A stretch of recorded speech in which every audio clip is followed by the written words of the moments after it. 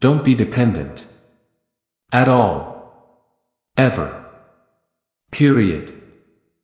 When you start to realize how much of what you've constructed of yourself is based on deception and lies, that is a horrifying realization. The connection between psychology, mythology, and literature is as important as the connection between psychology and biology and the hard sciences.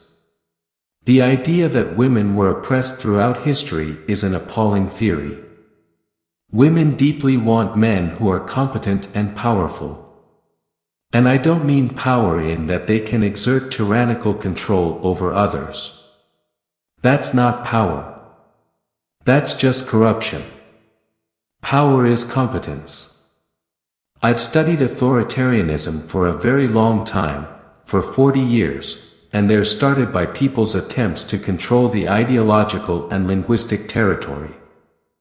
Life is tragic.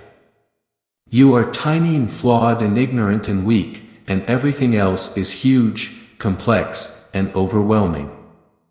To me, ideology is corrupt. It's a parasite on religious structures.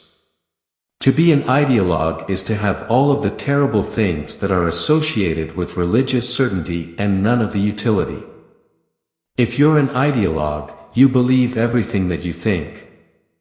If you're religious, there's a mystery left there. Become aware of your own insufficiency. Happiness is a pointless goal. Music has an intrinsic meaning, which has always been mysterious to me. It makes sense that a witch lives in a swamp. Self-love is the only antidote to the chaos of existence. And if you don't love and care for yourself and your own needs, you will cause unnecessary suffering both for yourself and others. Once someone has spent enough time cultivating bad habits and biding their time, they are much diminished. Much of what they could have been has dissipated. You can't go backward in life. As pessimistic as I am about the nature of human beings and our capacity for atrocity and malevolence and betrayal and laziness and inertia, and all those things, I think we can transcend all that and set things straight. Men and women aren't the same. And they won't be the same. That doesn't mean that they can't be treated fairly. Part of the reason there's an injunction to the truth, for example, is that if you're in a circumstance of extreme uncertainty, your best weapon, let's say, or your best tool or your best defense is the truth, because it keeps things simpler.